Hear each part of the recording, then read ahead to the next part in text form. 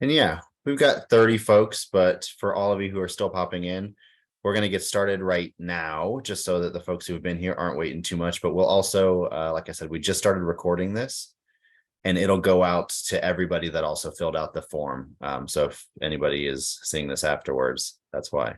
But Jen, thank you so much for being here today. Yeah. Kind of launching this along with our USBRS campaign in the development side. Hmm. For those of you that I have not met, my name is Jeffrey. I'm the Director of Innovation and Development here at Adventure Cycling. So that means that I have kind of two hats that I wear. The Innovation and Discovery hat is a newer department at Adventure Cycling, focused on serving what we're calling emerging riders. Basically, how are we getting folks who are interested in bike travel to becoming bike travelers or adventure cyclists? And then the other side, what you all may know me for or may recognize my name from, is that I also am the Director of Development. So I'm the fundraising person generally. Jen, most folks know you. You're a well-known face around these parts, but can you introduce yourself? Sure. So I'm Jenn Hamelman. I use she, her pronouns. And yeah, as Jeffrey says, I've been with the organization for over 20 years. I actually started as a college student, a work study student, and then moved into the role of a cartographer and spent a number of years learning a lot of things about making wonderful maps. In October of 2020, I took on the role of USBRS program manager coordinator, and now I'm the director of the routes department. I lived in Missoula for 18 years, but now I work remotely and I live just outside of Portland, Oregon. Awesome, thanks. Oh yeah, I guess I should say I'm in Fort Collins, Colorado. So in northern Colorado, just about 50 miles shy of the Wyoming border. Jen and I are both in Missoula somewhat regularly, at least Yeah, annually or a couple times annually. yeah. But ACA has become a more remote friendly option, as many places have. Um, okay, so thank you very much for that. Let's shift a little bit towards the topic of this actual live stream, the USBRS discussion that we want to have today. Yeah. You mentioned that you have been here for 20 years. You've had iterations of jobs. Now you're the director of routes. Hmm. And before we're full-time on the USBRS. Can you give us a quick overview or history of your history with the work, and then the USBRS history overall and ACA's involvement, sort of nationwide? Yeah. So the USBRS, the US Bicycle Route System, as part of the organization, it lived under the umbrella of advocacy because of the developments and the relationships that are required for this designation process. And now the routes and advocacy departments are one. So that's why the USBRS falls under my same umbrella of the director of routes. And before I took on the USBRS at full time, I was sort of the liaison between the routes arm of the organization and the advocacy arm. So I worked with prior USBRS coordinators and staff to communicate about changes happening within both of the networks, both the USBRS and the ACRN. The USBRS, you and several others might be surprised to know, actually began in the 80s. The very first designation cycle was 2 routes in 4 states. So USBR 1 in Virginia and North Carolina, and USBR 76 in Virginia, Kentucky, and Illinois.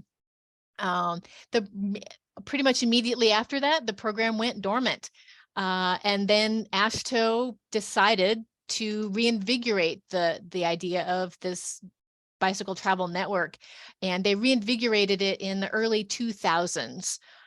We became involved when AASHTO, and I should probably say who AASHTO is. They are the American Association of State and Highway Transportation Officials, hence why we call them AASHTO.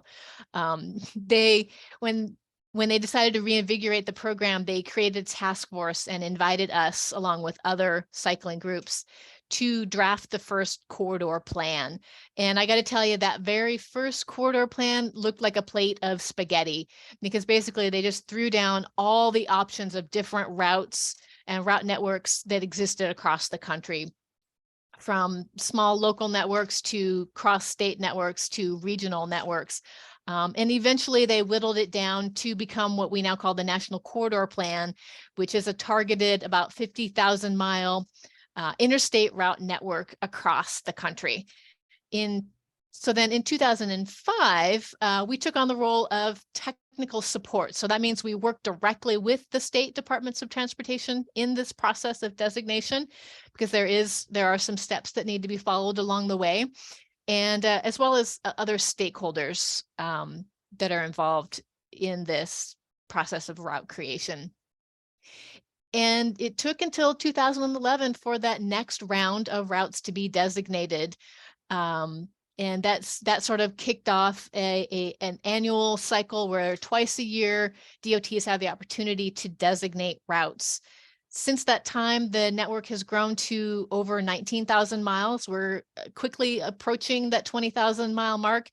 And in the last 2 years, we've designated 4,000 miles, which is pretty bumper crop for us for this process. There are currently 34 states plus the District of Columbia that participate in the USBRS. So the first designation was in the mid 80s, and then the second designation was in 2011. Yes. Okay, cool. Yeah. Yeah. So really from so how many did you say, how many miles were there in the that first designation cycle in the 80s? There were a few thousand. I actually didn't jot down what that number is, Sure. but it essentially, followed the part of the adventure cycling Atlantic Coast route and East Coast Greenway, as well as the Trans-America route in those 4 states. Okay. So, but obviously the vast majority of these nearly 20,000 miles have come in the last decade or so. yes. Cool. And you said that the AASHTO engaged many other stakeholders and then different sort of cycling organizations and industry names. What is the voice that adventure cycling brings to that table? Obviously, do other organizations have full-time staff on this like you were previously before this role, or were you one of the only sort of full-time staff members advising on this? Adventure Cycling is the only organization that has staff members that work with the DOTs in this technical support role, where it's unique. And what we bring is our expertise in bicycle travel. We've been around for a long time. We know what cyclists are looking for in a good route. And so part of what we advise DOTs on is route selection. And ultimately, though, it is the DOT's decision what route is chosen. We can give advice, and they decide what they do with that, with that advice. Right. Cool. So I kind of have 2 questions that go off of what you were just talking about. One, you said you started working full-time on the USBRS in 2020, before that sort of in a liaison role. Mm-hmm. Can you share any stories or wins or successes from your time when you were a full-time, this was like your full-time focus? And then the second part of that is, you said in the last 2 years alone, we've had nearly 4,000 miles of designations. Mm-hmm. What is the sort of success that we're seeing, or what is the trend that is making it sort of increase in its rate, or are there more states who are becoming interested? What's the difference more recently? Well, I'm going to answer the second part of that first, I think. In that I think this is kind of a gift of COVID, to be really honest. Number one, I was able to take on this work in a remote fashion because I was living back in Oregon at the time this opportunity came up. And as it turns out, remote work for this project is really great for relationship building. It used to be that folks working in this role may not meet with the folks at DOTs in a face-to-face kind of fashion, be able to see one another, read body language, have conversations that feel a little bit more connected than talking on the phone, perhaps.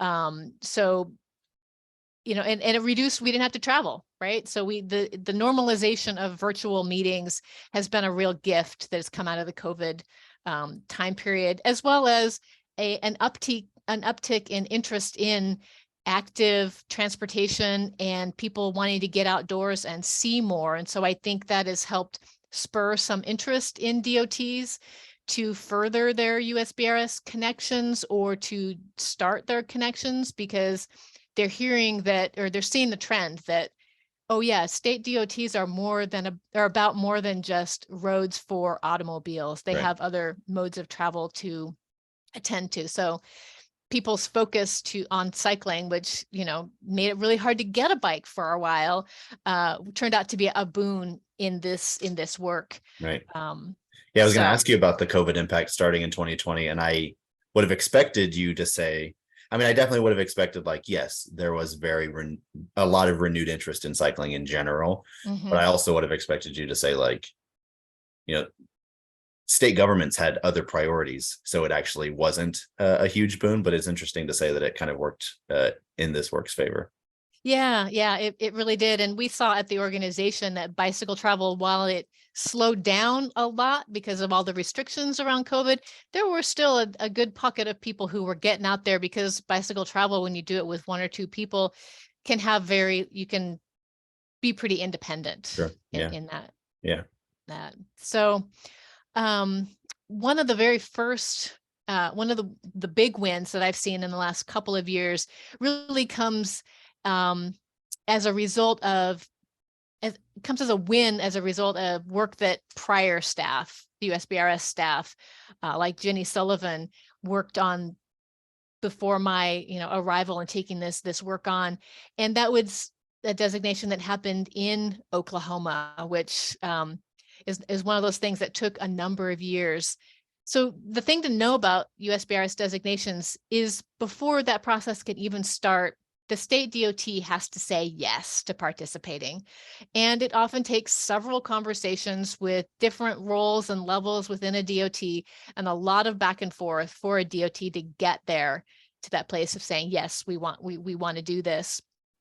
That said, it was a particularly long road with Oklahoma, which makes the designation that much sweeter. We actually started having conversations with them in 2011. So yeah, definitely a lot of back and forth over those years, but eventually it led to a bill being introduced in the 2021 Oklahoma state legislative season, which is a really unusual route. We've not seen this happen in any other states. I don't know if we will see it happen in any other states, but it was certainly a first. But the bill pretty much was introduced to encourage the Oklahoma DOT to work towards designation of specifically the USBR 66, because it follows the general path of the historic US highway, Route 66. Out of this bill, a committee was formed, and we were invited to participate on that committee, along with the statewide cycling advocacy group, Bike Oklahoma, the DOT, and other stakeholders along that route. The basic mission of the committee was to help determine the route for the application that the Oklahoma DOT would need to submit. US 66, the highway, has changed a lot over the years, and some places it doesn't really even exist because it's part of the interstate system now. So there were places where parallel routing needed to be developed, and had to have conversations with those agencies and jurisdictions that own that pavement, because they have to agree as well to having these designations occur. So there were a lot of conversations over several months. The end result was that an application for USBR 66 was submitted in spring of 2022. So that was 11 years from opening conversation to the application going in. And as an added bonus, the USBRS has no requirement for signage. DOTs are not required in any way to sign these routes, although we really encourage it for multiple reasons. Makes wayfinding for cyclists easier, and alerts motorists to the presence of cyclists on these roads. But we found out that Oklahoma is actually going in for the whole experience, and they're going to sign the entire USBR 66. There was a ribbon cutting just last month in Tulsa to kick off that effort, and their intention is to have that complete by 2026, because that's the 100-year anniversary of US Route 66. Super cool. Yeah. That's awesome. So in 2011, conversation started, and in 2021, there was a legislative action sort of like spurring them on, or saying like, hey, maybe you guys should really do this now. So Yeah. that was a decade. And then it took another 1 year basically to Mhm. get something sort of officially submitted. Do you think, I mean, it seems certainly like that encouragement from the state legislature was a Mhm. good moving piece there. Is that something that have we taken this success story or this win and thought about how we can use it in other states, or is that not something that's on the strategy table right now for advocacy here? It's not on the strategy table at this moment. Every state they have their own relationship, the DOT and the legislature and the various branches of government. And it would take someone who's an expert in that in a particular state's Right. relationship among those agencies to Yeah, know yeah. whether that's a strategy that would work Sure. or It's not not. necessarily just a replicate everywhere Yeah, situation. yeah. Okay, cool. Um, so as we started from the beginning, also I'm going to take a quick break here, and folks have been popping in, popping out. So welcome if you came afterwards. If you missed the beginning of this, we're going to send out a recording at the end. So don't worry, you'll get that. And you have not missed the teaser from the email, the big reveal of a new route. So that'll come in just a few minutes. But this is Jenn Hamelman, the director of routes here at Adventure Cycling that we're speaking to. And that being said, Jenn, you've been here 20 years. You've had many roles. Now you're the director of routes. And I think that's something that is interesting about your work, and hopefully something that maybe you describing can make really clear for people this sort of like different areas that we work on is, and the areas that you oversee is our multiple route networks. Mhm. Can you take a second and explain I don't know if this is the right word, but what I've been calling like the adventure cycling route portfolio, Mhm. and what types of routes we have, what types of networks we have, and what the similarities and differences are of them? Sure. Yeah, portfolio is not a bad word. I tend to use the library or catalog of Catalog. I like routes. catalog. Yeah. Yeah, yeah. So there are essentially three different sort of networks. There's the Adventure Cycling Route Network, which most people are probably most familiar with. Then there's the US Bicycle Route System, and then there's the short routes. And they're all interrelated, but different from one another in some kind of distinct ways.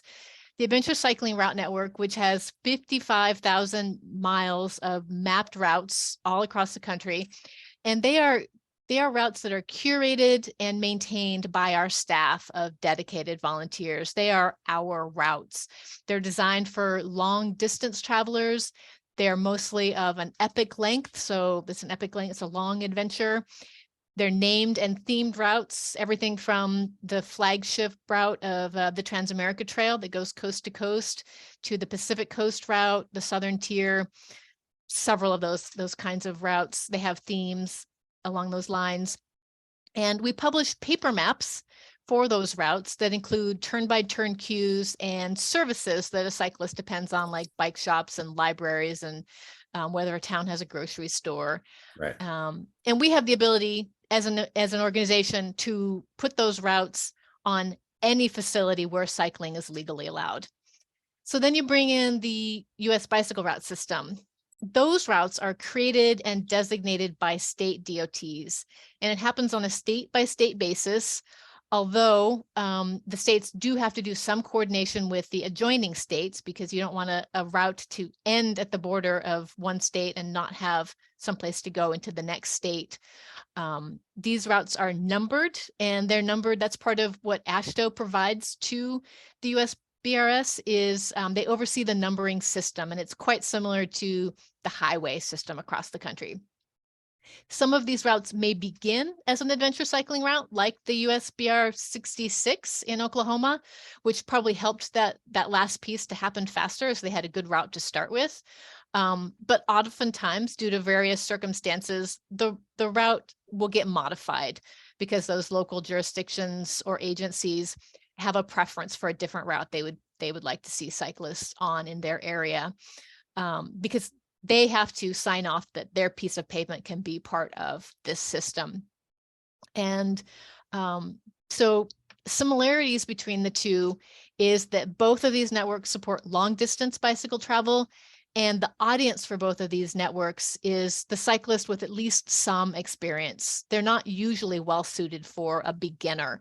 Though I will say there are segments in both that are more beginner friendly than others, which then leads me to short routes, which is the newest leg of this network system. So the audience for short routes is actually new, or folks that are new to bicycle travel, or people who are short on time and resources. They don't have time to take that epic Trans Am trip in a summer. So these routes are built such that they support a 2 to 5 day bike travel experience, and they can also be on any infrastructure legal to bicycle on. These routes are crowdsourced rather than curated and vetted by us. However, when these routes are submitted, there are some criteria that they must follow, and some standards or some information that we look for in being able to rate where they might fall on a scale of difficulty. Thank you for that. So you mentioned that the Adventure Cycling Route Network has paper and digital delivery mechanisms. What are the delivery mechanisms for USBRS and short routes? And then obviously the ACRN, there is a fee associated with that data. Yes. Similarly, similar question for USBRS and short routes. Yeah, those are good points. So both the USBRS and short routes utilize the Ride with GPS interface. So they're the Ride with GPS interface is a really popular mechanism that folks use to plan, navigate, and discover routes for bicycling, whether it's in your own community or doing a long distance trip. And so we have used that interface to display the routes on our websites, and the USBRS and short routes can be downloaded through that interface, and they are at no cost for both of those. Awesome. Yeah, cool. Oh shoot, I had one other follow-up question about the routes. Maybe it'll come to me. If you had your like you said, the Route 66, something that was really helpful to it was having some data already in place for them to sort of use as a starting point. Is there a goal of utilizing our routes sort of across the country for those states that are interested to say, hey, we've got, this section of one of our trails goes straight through this part of your state? Is that already something that you're doing, or how have you used the Adventure Cycling Route Network to inform USBRS creation? Yeah, the Adventure Cycling Route Network is, whenever possible, from our point of view, is a starting point for a state to designate a route. And many of the corridors on that corridor plan are based on adventure cycling routes. So yeah, and the reverse is also sort of true, that when a state designates a USBRS route that's based on an adventure cycling route, if there's a significant change to it, that's something that we want to look at and think about whether that is a change we should also make in the Adventure Cycling Route Network. It's not a goal that the two networks be the same, because there is going to be a difference in people's preferences in what they want to do on a trip. But they do inform one another on another level, especially if it's a safety concern, like perhaps new infrastructure has been created that we were unaware of. Then we can make those changes too. Right. Cool. Yeah, for sure. If we start digging in, or like, why did you guys decide to change this? And all of a sudden we realize there used to be a bridge there and there's no longer a bridge there. Right. Kind of important to know. Yeah. Yeah. So adventure cycling at least has been involved in this for, nearly 2 decades now, really in earnest, with a full-time staff member, at least for, when did you say 2020? Yeah. And we had full-time staff members. Oh, was there full-time staff before? Okay. Yeah, for sure.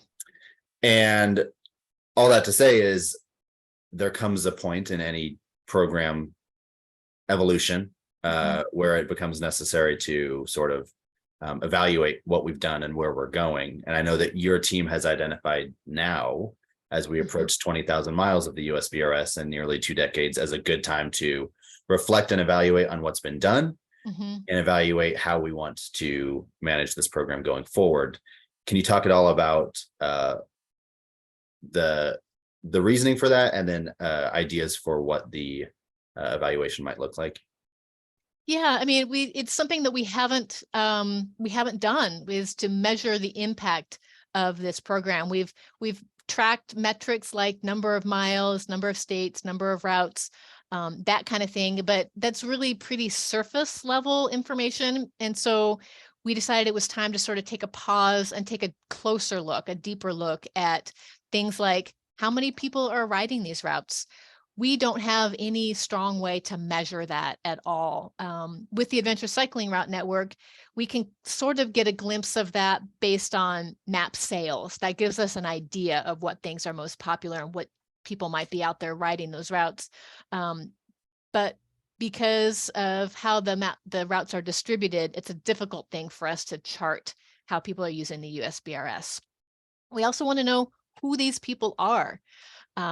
Are they women? Are they men? Are they young? Are they old? Are they people of color? We don't know. So we want to make sure that we're getting this message out to the widest audience possible. And so if we know who they are, then we can start to maybe adjust the message of how we share about these routes to increase who learns about these routes and who might take advantage of them. Right.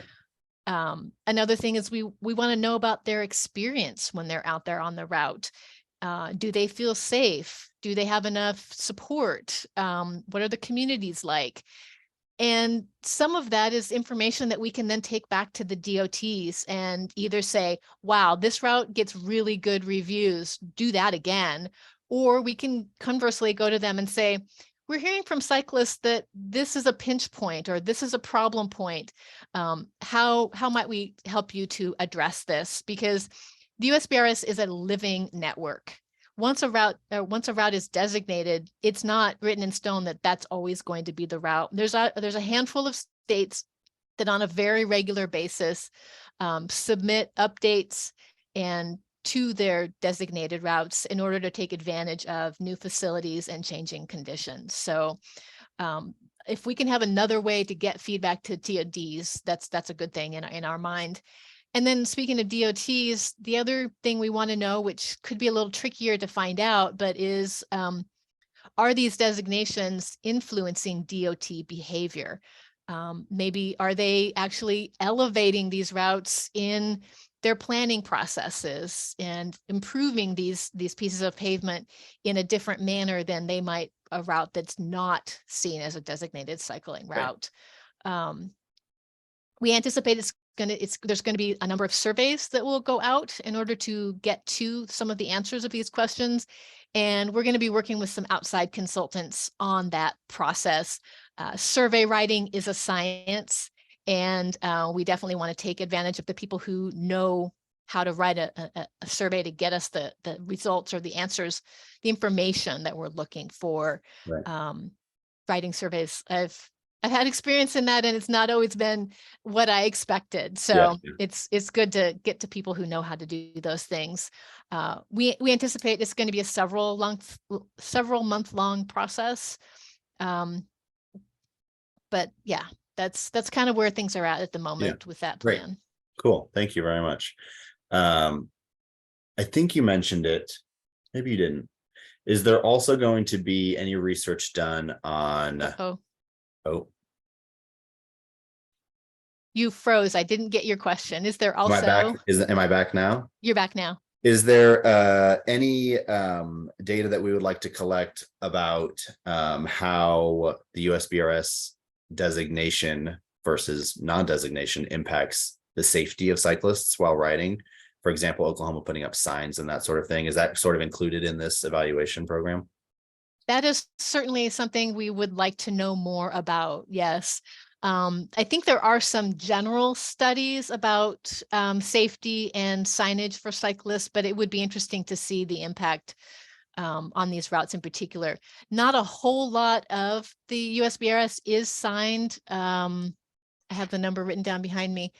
About 27% of the network is signed right now. So it's a small pool. And it would mean that the DOT would have to have some data pre-signage. Right. Yeah. So it might be difficult, but it certainly is something to think about. Yeah. Okay. So with all of that back story, where we're going. Yes. You were in Seattle, right? Yes. Just a few weeks ago for this Mm. round of spring designations for the USBRS. Mhm. Can you tell us how it went? Can you tell us what sort of designations were made? And also tell us a fun story about a new unique route that was recently designated. Yes, happy to do that. So yeah, I was able to sit in on the task force meeting where they discussed the applications and voted on it. And all of the applications that were submitted were accepted. We're going to have a press release probably early next week with all of the details of those results. I can say that we're getting ever closer to that 20,000 mile mark, which is exciting. That'll be a great milestone when we pass that. But this batch of applications was really exciting to me because it did contain an example of something quite unique. But to go back in time a little bit, in the first week of taking on the USBRS route, so October of 2020, I received an email from Julius at the Alaska Department of Transportation. He was in the role of the bike pedestrian coordinator, plus a few other hats, which often happens at DOTs. But he wanted to know how he could advocate for expanding their USBRS routes. They were one of the first states to designate in 2011. So they've been around a while with the organization, but haven't done anything since then. And all of their routes have been on state roads. So it was a fairly direct process for them to be able to get agreements and have that move forward. And through our conversations over the next several months, we landed on seeing if we could get the Alaska Marine Highway System designated as a USBRS. So the Alaska Marine Highway System is a system of state-run ferries that serve as a lifeline among all of the little islands in the state of Alaska. And so this system, this will now connect Alaska to the lower 48 via the state of Washington, specifically Fairhaven Ferry Terminal, which is just south of Bellingham proper. And it's the first time that a ferry system has ever been designated. And it's really exciting to see this new piece of infrastructure be included in this bicycle travel network. And honestly, we already knew that cyclists were using this particular infrastructure to travel. In fact, a couple of our tours have used the Alaska Marine Highway System. So it was great to see Julius's enthusiasm for this.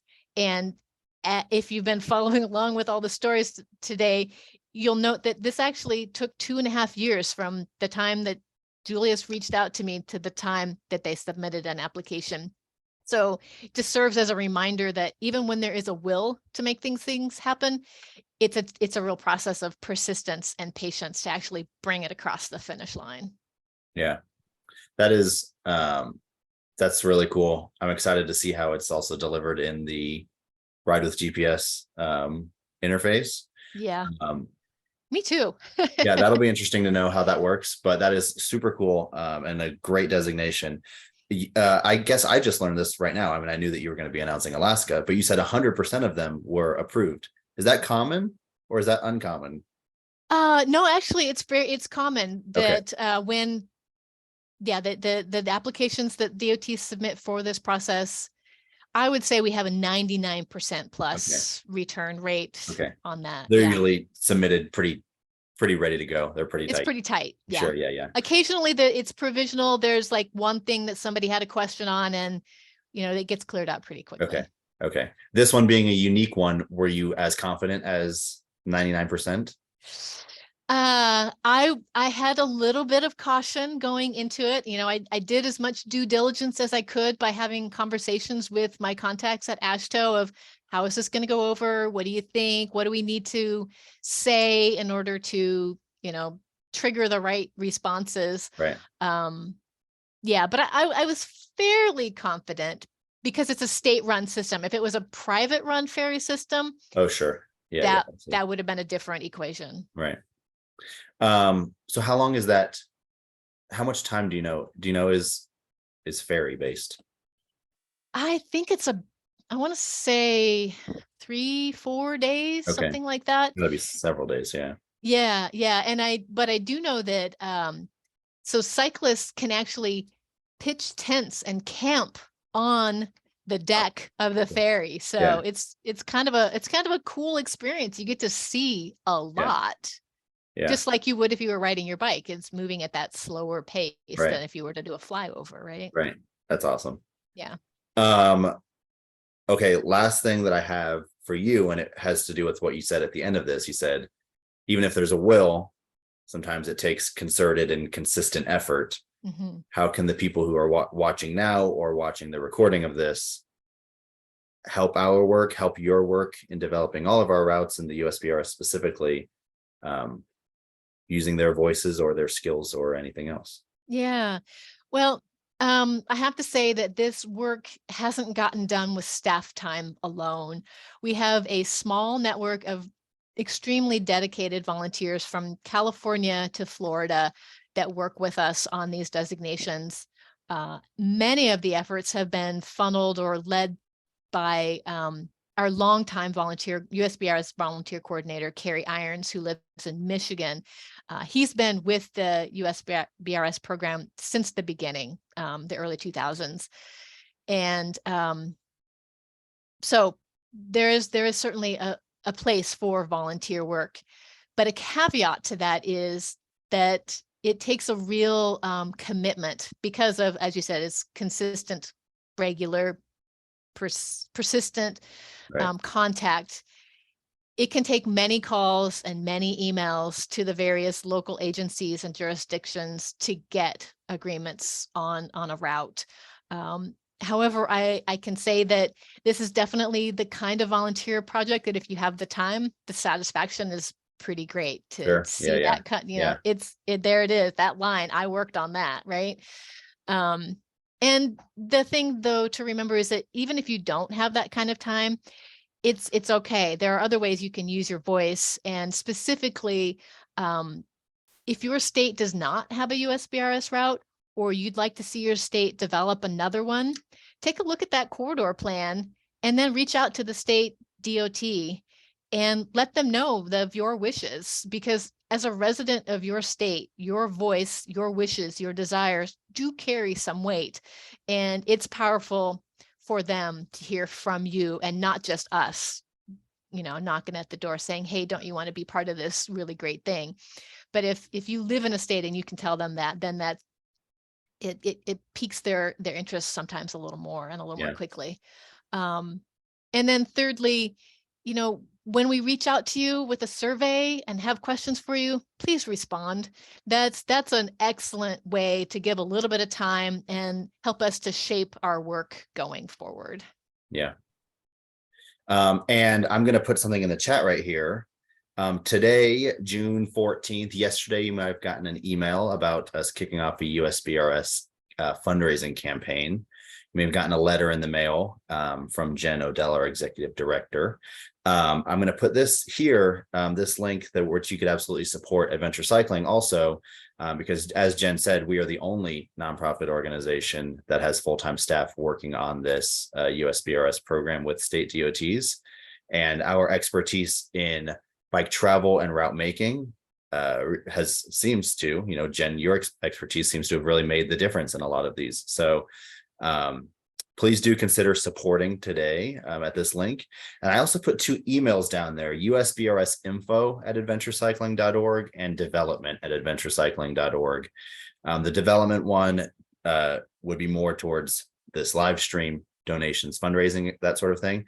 But if you have specific questions on any of the designations or volunteering, or if you have great ideas for your state DOTs, feel free to reach out at that usbrsinfo@adventurecycling.org email address. Jen, thank you very much for your time and your 20 years of work on this. I'm so excited to see the the official launch of the Alaska route. Yeah, me Um, too. and a press release will be going out today, right? Today, That has tomorrow, been something? delayed a little bit. Okay. It's probably going to be early next week. There will be a press release going out early-ish next week, which will Yeah. have information on all of the recent spring designations, Yes. right? So keep Yes. your eye out for that. Yes. Yeah. And thank you for inviting me. I love talking about this work. It's invigorating for me. So I Yeah. appreciate it. Well, we appreciate you. I'm going to end the recording right now, just so my fear is always that I record something and then I hit the wrong button and it actually doesn't save the recording.